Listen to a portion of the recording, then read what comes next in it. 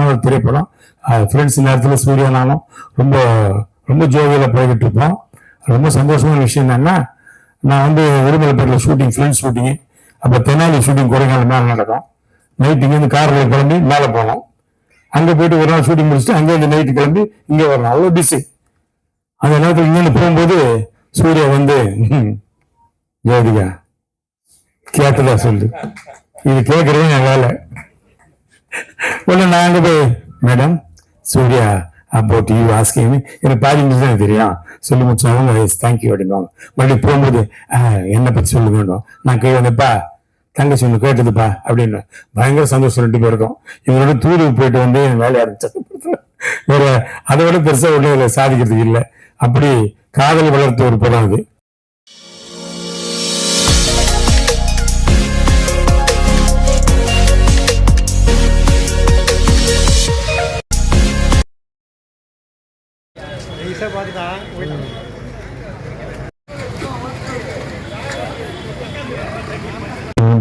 எல்லாருக்கும் என்னோட முன்னாள் நன்றி உங்களை தெரிவிச்சுக்கிறேன். ஒரு திரைப்படம் மறுபடியும் ரிலீஸ் ஆகும்போது இவ்வளோ பெரிய ஒரு வரவேற்பு கூடியதாக இருந்திருக்கு. ரொம்ப சந்தோஷம். ரொம்ப அற்புதமான ஒரு படம் இது. நிறைய விஷயங்கள் சொல்றதுக்கு இருக்குது. அதில் முதல்ல வந்து ப்ரொடியூசர்ஸுக்கு அந்த டிஸ்ட்ரிபியூஷன் முதல்ல வணக்கத்தை தெரிவிச்சுக்கிறேன். கோல்மால் ப்ரொடியூசர் 2 பேரும் மொரிஷியஸே போயிருக்காங்க. டூர் மாதிரி போயிட்டு வருவோம் நாங்கள். மொரிஷியஸ் எல்லாம் கேட்பாங்க, என்னையா மயிலாப்பூர் போகிற மாதிரி போயிட்டு வரும் அப்படின்னு. அந்த மாதிரி அந்த அற்புதமான திரைப்படம் எடுத்தவர் பொன்குமார் தான் இயக்குனர். அது ரொம்ப அற்புதமாக இருந்துச்சு திரைப்படம் பார்க்கறதுக்கு. அவர் சொன்ன மாதிரி ஃப்ரெண்டு, அவங்களோட 4 லட்சம் ஃப்ரெண்ட்ஸுன்றாங்க. உண்மையிலே ரொம்ப சந்தோஷமான விஷயம். ஆனால் நண்பர் கணேஷ் பாபு சொன்னதில் சில விஷயங்கள்லாம் நான் சொல்ல வேண்டியது. சித்திக் சாரை பொறுத்தவரைக்கும் ஒரு டைலாக் கூட வெளியே டைலாக் எழுத விட மாட்டார். அவர் ஏதோ அந்த இடத்துல ஸ்பாட்ல இருந்து ஒரு வடிவ சிரிச்சு பார்த்து சொல்லிட்டாரு. ஆனால் எல்லா டைலாக்குமே சித்திக் சார் ஸ்கிரிப்ட்ல இருக்கும். ஒரு டைலாக் ரைட்டராக ஒர்க் பண்ணுவேன் பாஸ்கர் ராஸ்கல்ல. ஒரு டைலாக் கூட ஒரு வேற டைலாக் சொல்ல விட மாட்டார். எந்த வேணான்றாரு, எனக்கு தெரியும் இது போதும் அப்படின்றாரு. ஆனால் ஆணைய பிடிமான டைலாக் வந்து சித்திக் சார் கோகுல் கிருஷ்ணா எழுதின டைலாக் தான். அதுல வந்து வடிவேல் சொன்ன டைலாக் எல்லாம் கிடையாது. தவறான ஒரு செய்தியை போச்சது. ஏன்னா நான் ஸ்பாட்ல இருக்கிற அனைவரும் தெரியும். ஒரு டைலாக் கூட ஒரு சொல்ல விட மாட்டார். ஒரே ஒரு டைலாக் நான் சொந்தமா போட்டேன் அந்த படத்துல. பிரமன்ராஜ் சார் கேட்பாட்டே நேற்று பஸ் ஸ்டாண்ட் என்ன நடந்தது அப்படின்வாரு. நான் ஒன்னும் ஆடு நடந்தது மாடு நடந்தது அப்படின்வேன். ஒன்னு கட்டு அப்படின்ட்டு டேரக்டர். என்ன இது டைலாக்கு? அவர் என்ன கேட்குறேன், நீங்க என்ன சொல்றீங்க? இல்லை சார் இது ஒரு மாதிரி கல்ட்டு ஜோக்கு சார் அப்படி. அதெல்லாம் வேணான்ட்டா. இல்லை சார் வச்சுக்கலாம் சார் ப்ளீஸ். சரி வச்சு தொடங்கி அப்படி வச்சுட்டு போனாரு. அந்த ஒரு டைலாக் தான் அந்த டோட்டல் படத்துல சொந்தமா ஒரு நடிகர் சொன்ன டைலாக். அது கூட சிம்பு இருக்கார், டிஆர் சன்னு, அவர் எங்க பார்த்தாலும் சொல்ற டைலாக் தான். சார் எனக்கு ஃப்ரெண்ட்ஸ்ல ஆணைய புரிமானோட ரொம்ப பிடிச்ச டைலாக் ஆடு நடந்தது மாடு நடந்தது அப்படின்னு தான் சொல்லுவார். அந்த மாதிரி சித்திக் சாரை பொறுத்தவரைக்கும் every thing is in paper, every thing is in mind. ஒண்ணு கூட வெளியில் எடுக்க மாட்டாரு. அதே மாதிரி கோகுல் கிருஷ்ணன்ட்ட டைலாக் எழுதிட்டு அதை படிக்க சொல்லுவாரு. படிக்கும் ஒரு வார்த்தை விட்டாலும் திருப்பி சொல்லுவாரு. அதே பாஸ்கர் ராஸ்கல் நான் டைலாக் ரைட்டர் ஒர்க் பண்ணதுனால சொல்றேன். எல்லா டைலாக்ஸும் அவரு கண்டிப்பா பண்ணுவாரு. அற்புதமான ஒரு திரைப்படம். ஃப்ரெண்ட்ஸ் நேரத்தில் சூர்யானாலும் ரொம்ப ரொம்ப ஜோவியில் போய்கிட்டு இருப்போம். ரொம்ப சந்தோஷமான விஷயம் என்னன்னா, நான் வந்து உடுமலைப்பேட்டில் ஷூட்டிங், ஃப்ரெண்ட்ஸ் ஷூட்டிங்கு, அப்போ தெனாலி ஷூட்டிங் கொடைக்கானல் மேலே நடக்கும். நைட்டு இங்கேருந்து காரில் கிளம்பி மேலே போனோம்.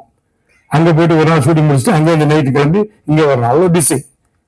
அந்த நேரத்தில் இங்கேருந்து போகும்போது சூர்யா வந்து ஜோதிகா கேட்டதா சொல்லு, இது கேட்கறது என் வேலை. ஒன்று நான் அங்கே போய் madam Surya about you asking எனக்கு பாதி இங்கிலீஷ் தான் தெரியும் சொல்லி முடிச்சாங்க. தேங்க்யூ அப்படின்வாங்க. மறுபடியும் போகும்போது என்னை பற்றி சொல்ல வேண்டும். நான் கை வந்தப்பா தங்கச்சி ஒன்று கேட்டதுப்பா அப்படின்னு பயங்கர சந்தோஷம் 2 பேருக்கும். இவங்களோட தூருக்கு போயிட்டு வந்து என் வேலையை ஆரம்பிச்சேன். வேற அதை விட பெருசாக ஒன்றும் சாதிக்கிறதுக்கு இல்லை. அப்படி காதல் வளர்த்த ஒரு படம் அது. அந்த படம் மட்டும் இல்லை, அமர்கலத்தில் அப்படிதான். ஷாலினி அஜித் லவ் பண்ணிட்டு இருக்காங்க. எனக்கு தெரியாது. நான் உட்காந்து அட்வைஸ் பண்ணிட்டு இருக்கிறேன் அஜித்துக்கு. அஜித் சினிமாவில் இருக்கிற யாரையும் லவ் பண்ணி கல்யாணம் பண்ணாத, நான் ஃபேமிலிக்காக லவ் பண்ணி கல்யாணம் பண்ணேன், புரியுதா? என்ன சினிமா அப்படி இப்படின்னு அப்படியே அதை வந்து சரண் சார் டைரக்டர் அவர் இதுல பாக்குறாரு மானிட்டர்ல. என்ன சீரியஸா பேசிட்டு இருக்கிறான். ராகவன் கூப்பிட்டாரு, என்ன பண்றீங்க? இல்லப்பா அஜித்துக்கு நான் சில அட்வைஸ் எல்லாம் கொடுவேன். என்ன அட்வைஸ்? இல்ல இந்த மாதிரி சினிமாவில் இருக்கிற யாரையும் லவ் பண்ணலாம் அப்படி. பாவி ஷாலினி லவ் பண்றாங்க, அடுத்த மாசம் கல்யாணம், உனக்கு படம் வேணுமா வேணாமா இத்தோட போயிடு மிரட்டினா அத்தோட வாழ முன்னா நான் பேசவே இல்லை அதுக்கப்புறம். அதனால ஒரு அற்புதமான திரைப்படம். ஃப்ரெண்ட்ஸ் படத்தை பொறுத்த வரைக்கும் ஒவ்வொரு விஷயமும் ரசித்து ரசித்து பண்ணார் டைரக்டர். அவரை வந்து ஒரு கிரேட் ஹியூமரிஸ்ட். அவரை வந்து எப்படி சொல்றதுன்னு தெரியாது. அப்படி ஒரு டைரக்டர் இழந்தது எங்களுக்கெல்லாம் மாபெரும் இழப்பு. ஒரு டைரக்டர் இல்லாமல் ஒரு கேரக்டர் கிரியேட்டிவ் பண்ண நேசமணி கேரக்டர் அவர் தான் கிரியேட் பண்ண. அது வந்து ஜெகி பண்ணியிருப்பார் அதில். அதே மாதிரி இளையராஜா வந்து படம் பார்த்துட்டு சொன்னாரு, சூர்யா பண்ணாரு, விஜய் பண்ணாரு, ஓகே, ஆனால் அந்த கேரக்டர் ரமேஷ் செலக்ட் பண்ணிங்க பாருங்க, அதுதான் கரெக்ட் இருந்தாரு. ஏன்னா அந்த கேரக்டர் படத்துல மலையாளத்துல சீனிவாசன் பண்ணியிருப்பார். Is a director, actor, writer. அதனால நானும் டைரக்டர், ஆக்டரே இருந்தால அது ரொம்ப ஒரு பிடிச்சி போச்சு. அதனால அவர் சொன்னார், நீ கரெக்டான ஆளை செலக்ட் பண்ணீங்கன்னு. அந்த மாதிரி நிறைய விஷயங்கள் வந்து அதில் ஃப்ரெண்ட்ஸில் நமக்கு பாதிச்சு. இப்போ பாருங்க, 23 வருஷம் கழிச்சு மறுபடியும் பல ரிலீஸாக ஒரு பெரிய ப்ரெஸ் மீட்டு வைக்கிறோம்னா ஒரு நமக்கு ஒரு காட்ஸ் கிஃப்ட் தான் இல்லையா? யோசிச்சு பாருங்க. நிறைய பேர் வந்து சொன்னாங்க, நான் ஸ்கூல்ல படிக்கும்போது பார்த்தேன். இப்பதான் தெரியும் நிறைய பேர் ஸ்கூல்ல படிச்சிருக்காங்க. அந்த விஷயம் எனக்கு இப்போ வெளியில் இன்னும் சின்ன பசங்க பார்த்து பூரா இல்லை நம்மளை பார்க்கும்போது பெருசா பாக்குறாங்க. இவருங்க எப்படி இருக்கிறாரு, இன்னும் ஒரு வயசாக மாட்டேங்குது, கிண்டல் பண்ணிட்டு போறாங்க பசங்க. நான் இந்த மாதிரி சட்டை போட்டா வீட்டுல திட்டுறாங்க, சார் வயசாயிடுச்சுல இன்னும் இந்த ஒரு சட்டை போடலமா, ஒரு கிளாமருக்கு போடுறேன் அப்படின்னு. அதனால நல்ல ஒரு படம், திரைப்படம் என்னைக்குமே இருக்குது. அந்த காலத்துல நாங்க சினிமா வர்ற காலத்துல என்ன கேட்பாங்க, உங்களுக்கு பிடிச்ச காமெடி படம் என்னால, காதலுக்கு நேரமில்லை, ஊட்டி வர வருவோம்னு சொல்லுவோம்.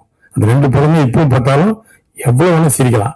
அது மாதிரி இப்போ சிரிப்பதற்கான ஒரு படம் பார்த்தா ஃப்ரெண்ட்ஸ் தான். இப்போ நான் ஷூட்டிங் எல்லாம் போகும்போது எங்களை வெளியே அவுட்டோர் பொம்பளை கேட்பாங்க, என்ன சார் ஒரு காமெடி படம் பண்ண மாட்டேன்றீங்களா சார், சிரிச்சு ரொம்ப நாளாச்சு சார், தியேட்டருக்கு வந்து அப்படியே சார் உயிர் எடுக்கிறீங்க. நான் சொன்னேன், அப்படிதான் ஆகி போச்சு, மாறி போச்சு. ஏன் சார் நீங்க டைரக்ட் பண்ணக்கூடாதுன்னாங்க. நான் சொன்னேன், டைரக்ட் பண்ணலாம், ஆனா டைரக்ட் பண்ணலாம் இந்த காலத்துல ட்ரக் விற்கணும், இல்லைன்னா துப்பாக்கி புதுசாக கண்டுபிடிக்கணும், இது பண்ணலாம் கதை பண்ண முடியும். அப்படி ஆயிடுச்சு. இப்போ நல்ல ஒரு கதை, சென்டிமெண்ட், சிரிப்புன்றதெல்லாம் கிடையவே கிடையாது. அதனால இந்த படம் நிச்சயமா தியேட்டர்ல பெரிய லெவல்ல போகணும்னு இறைவனை வேண்டுகிறேன். நன்றி, வணக்கம்.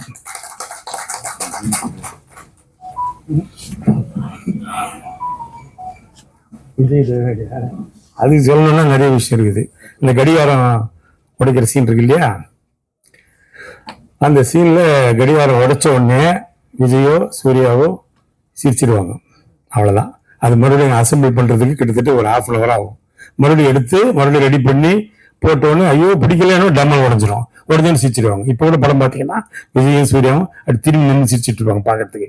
அதனால அந்த படம், அந்த ஷாட்டுக்கு அவ்வளோ இருக்கு. அதே மாதிரி வடிவேலுக்கு தலை சுற்றி போட்ட ஷாட்டு இருக்கும். அப்படி அது ஒரு சாஃப்ட் ஃபுட்டு தான், தலையில போட்டா வலிக்கும், லைட்டா போட்டாலும் வலிக்கும்ல. டைரக்டர் டைலாக் ஆயிட்டார் கோபாலகிருஷ்ணா, நடு மண்டல் லட்சன் போட்டான்னு. அது நடு மண்டல் விழ மாட்டேங்குது, இங்க விழுது இங்க விழுது இங்க விழுது. வடிவேல் கேட்கறேன், டே என்ன வேணுட்டு பண்ணே, நானா பண்றேன், அது தானே அப்படி ஊதுப்பா, அது சாஃப்ட் வுட்டு ஸ்ட்ரெயிட் வெயிட்டான டக்குன்னு போகும், அது சைட்ல போகுது. அது மாதிரி நடந்தது. அதே மாதிரி விஜய் சார் வந்து ரொம்ப அற்புதமா பழகுவார். அந்த ஷூட்டிங் வர்ற வரைக்கும் எங்களுக்கு தெரியாது. நம்மளாம் போய் முதல்ல டைலாக் எல்லாம் கேட்டுக்கிட்டு அப்படி பண்ணிட்டு இப்படி பண்ணிட்டு இன்னமும் அதை ப்ரிப்பேர்லாம் பண்ணிட்டு இருப்போம்ல, அவரெல்லாம் பண்ண சைலண்டா இருப்பாரு. வந்து ஸ்பாட்ல நடிச்சாருன்னா அற்புதமா நடிச்சுட்டு போயிடுவாரு. அது எப்படிதான் அவருக்கு வருது, அவரு அந்த பேங்க் கிஃப்ட் நினைக்கிற அவருக்கு. அதே மாதிரி ஆமா பேங்க் கிஃப்ட் அவருக்கு. அதே மாதிரி டப்பிங் கூட சரி, நான் போனா ஒரு டப்பிங் ஒரு லூப் வந்து ஒரு 4 தடவை பேசுவேன். ஆனா அவர் அப்படி ஒரே தடவை பார்ப்பாரு, கரெக்டா பேசுவார் டப்பிங்க. அவர் எக்ஸ்ட்ரானரி ஆர்டிஸ்ட் டப்பிங். அவரு எனக்கு தெரிஞ்ச நடிகர்கள் சிவாஜி நரசிம்மன் மட்டும் அப்படி பேசியிருக்காரு. அவர் மட்டும்தான் ஒரு தடவை போட்டுட்டு அப்படி பார்த்தாருன்னு வச்சுங்களேன், போடுறா ரீலன்னுவாரு, போட்டா படை பாடலாம் போட்டாலும் ஒரே டைம் தான் கரெக்டா பேசுவாரு. அது மாதிரி விஜய் அவ்வளவு அற்புதமான நடிகர், அற்புதமான கேரக்டர். அதே மாதிரி பந்தாலாம் கிடையாது, எங்களோட ஜாலியா உட்காந்து பேசுவாரு, சந்தோஷமா இருப்பாரு. எந்த இடத்துலயும் நான் ஒரு ஹீரோ, நீ காமெடி அப்படிலாம் பழக மாட்டாரு. ரொம்ப அற்புதமான ஒரு பழக்கம். தேவானி மேடத்துக்கு சொல்லணும்னா ரொம்ப முதல்ல ஜோதிகா போட்டாங்க அந்த கேரக்டர்ல, அப்புறம் சிம்ரன் போட்டாங்க, எல்லாம் போயிடுச்சு. அப்புறம் தேவானி தான் நடிச்சாங்க. ஏன்னா அவங்களுக்கு ஒரு லக் இருக்கு, அவங்க எந்த படம் நடிச்சாலும் சூப்பர் ஹிட். காதல் கோட்டையில் ஆரம்பிச்சு ஃப்ரெண்ட்ஸ் வரைக்கும் எல்லா படமும் நடித்த படம்லாம் ஹிட்டு. அதனால ரொம்ப அவங்களும் இந்த படத்துல பெரிய பங்காயிட்டு அந்த கோபம் படுற சீன்லாம் இந்த பாட்டு பார்த்துருப்பீங்கல்ல, அந்த டென்ஷன், அந்த சாங்கை அதெல்லாம் ரொம்ப அற்புதமா பண்ணியிருப்பாங்க. அவங்களுக்கு என்னோட வாழ்த்துக்களை தெரிவிச்சுக்கிறேன். நன்றி. நன்றி. அடுத்ததாக திரு பேரரசு அவர்களே.